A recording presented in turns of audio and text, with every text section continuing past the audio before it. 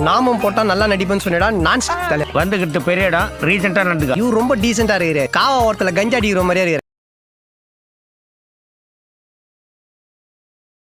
Hi hello friends, welcome back to our channel. So இன்னைக்கு நாம பார்க்க போற படம் பார்த்தீங்கன்னா 2025 கன்னடம் லாங்குவேஜ்ல வந்துட்டு ஒரு கோர்ட் ரூம் டிராமாவாக எடுக்கப்பட்ட யுத்தகாண்டா சாப்டர் 2 அப்படின்ற படத்தை வந்து இப்போ தமிழ் டப்பிங்கோட ஸ்ட்ரீம் பண்ணியிருக்காங்க.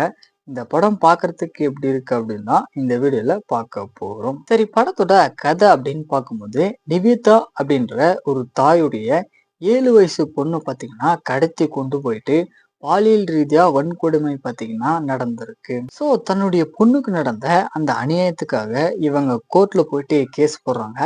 இருந்தாலுமே அந்த நபருக்கு பார்த்தீங்கன்னா பொலிட்டிக்கல் பவர் அதிகமா இருந்த காரணத்தினால கேஸ் வந்து தள்ளி தள்ளி போயிட்டு இருக்கு.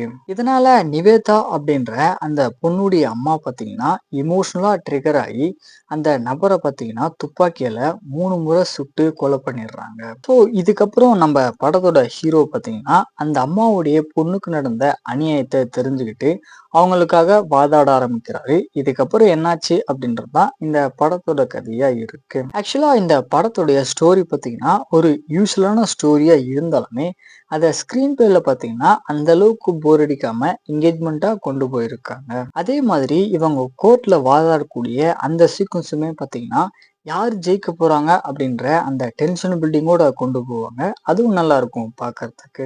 தென் ஆக்டிங் வைஸ் அப்படின்னு பார்க்கும்போது நம்ம ஹீரோ பார்த்தீங்கன்னா ஒரு நல்ல பர்ஃபார்மன்ஸை கொடுத்துருப்பாரு. அதே மாதிரி படத்துல வரக்கூடிய ஒரு சில எமோஷன் சீக்வன்ஸுமே பார்த்தீங்கன்னா நம்மளுக்கு நல்ல ஒரு இம்பாக்ட் தர மாதிரி இருந்துச்சு. தமிழ் டப்பிங்குமே பார்த்தீங்கன்னா நல்லா லிப்ஸிங்கோட தான் பண்ணியிருக்காங்க.